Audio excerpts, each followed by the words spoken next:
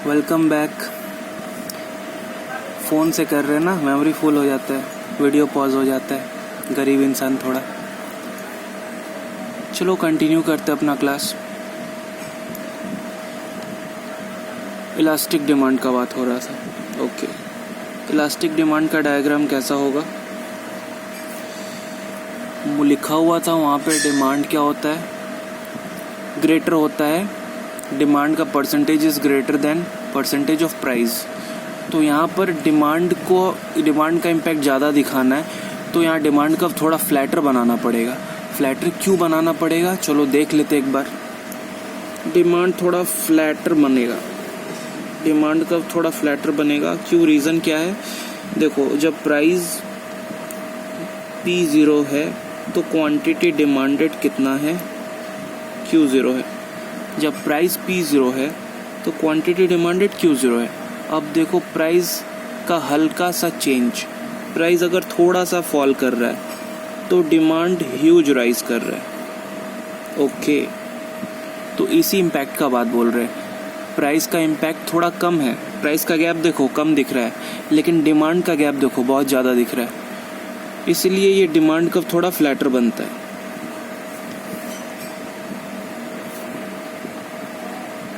Okay, so this completes the diagram of elastic demand, जहाँ पे मेरे को डिमांड का गैप, डिमांड का इम्पैक्ट ज़्यादा दिखाना है in comparison to price.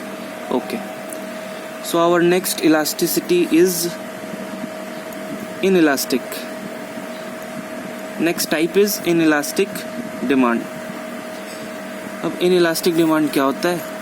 Elastic में कौन बड़ा था? डिमांड बड़ा था प्राइस से, डिमांड का इम्पैक्ट प्राइस का इम्पैक्ट से ज़्यादा होता है। तो इनइलास्टिक डिमांड में ठीक उल्टा होगा।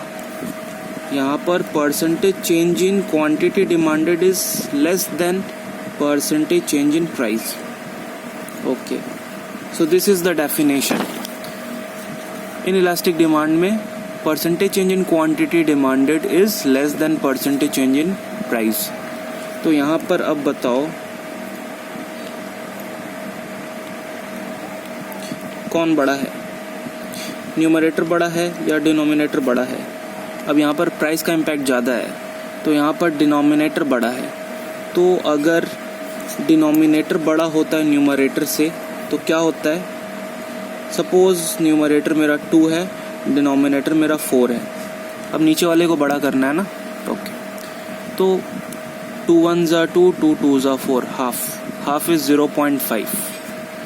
तो एक चीज़ तो प्रूव हो जा रहा है कि अगर डिनोमिनेटर ज़्यादा होगा न्यूमरेटर से तो वैल्यू जो आएगा वो ऑलवेज क्या होगा, less than 1। Whenever denominator is greater than numerator the value will always be less than 1। तो यहाँ पर इलास्टिसिटी ऑफ प्राइस का सिंबल क्या है, लेस देन 1। कैसा दिखेगा ये? अब यहाँ पर हमको प्राइस का इम्पैक्ट ज़्यादा दिखाना है, डिमांड का इम्पैक्ट ज़्यादा दिखाने के लिए डिमांड का गैप ज़्यादा दिखाया था तो फ्लैटर बनाना पड़ा था। यहाँ पर प्राइस का गैप ज़्यादा दिखाना है, तो प्राइस का गैप ज़्यादा दिखाना है तो हमको डिमांड कर्व को स्टीपर बनाना पड़ेगा, थोड़ा ज़्यादा फिसला वाला बनाना पड़ेगा। देखो स्टीपर कैसे बनता है, थोड़ा ज़्यादा बेंड करना होगा। ये है स्टीपर डिमांड, वहाँ थोड़ा फ्लैटर था, यहाँ कुछ ज़्यादा स्टीपर है। तो यहाँ पर देखो प्राइस से डिमांड का इम्पैक्ट देखो क्या हो रहा है। When P0 is there then demand is Q0।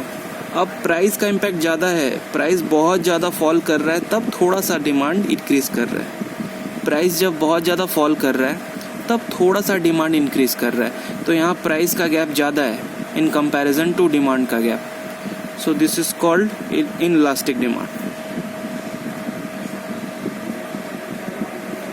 और ये कैसा शेप है, स्टीपर है, स्टीपर डिमांड कर्व है। तो इनइलास्टिक में स्टीपर डिमांड कर्व होता है और इलास्टिक में फ्लैटर डिमांड कर्व होता है। Okay, our last type is unitary elastic. Unitary elastic demand is the last type. इसमें क्या होता है, एक में डिमांड का इम्पैक्ट ज़्यादा था, दूसरे वाले में प्राइस का इम्पैक्ट ज़्यादा था, इसमें दोनों का इम्पैक्ट सेम होगा। Same means what?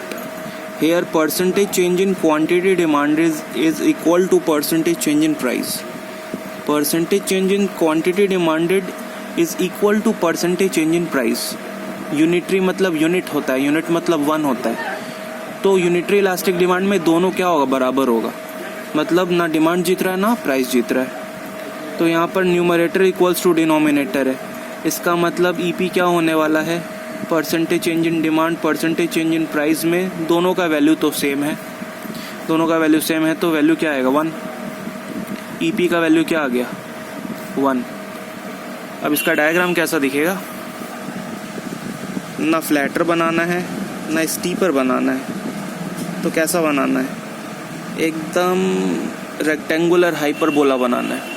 तो इस कर्व को बोलते क्या है, रेक्टेंगुलर हाइपरबोला कर्व बोलते हैं. ओके, यहाँ पर जितना प्राइस का इम्पैक्ट है उतना ही डिमांड का इम्पैक्ट है. तो प्राइस जितना फॉल कर रहा है उतना ही डिमांड राइज कर रहा है. प्राइस जितना फॉल कर रहा है उतना ही डिमांड राइज कर रहा है. तो एग्जैक्टली सेम गैप दिख रहा है. तो इसको हम लोग क्या बोलते हैं, demand curve is rectangular hyperbola. Spelling क्या होगा इसका,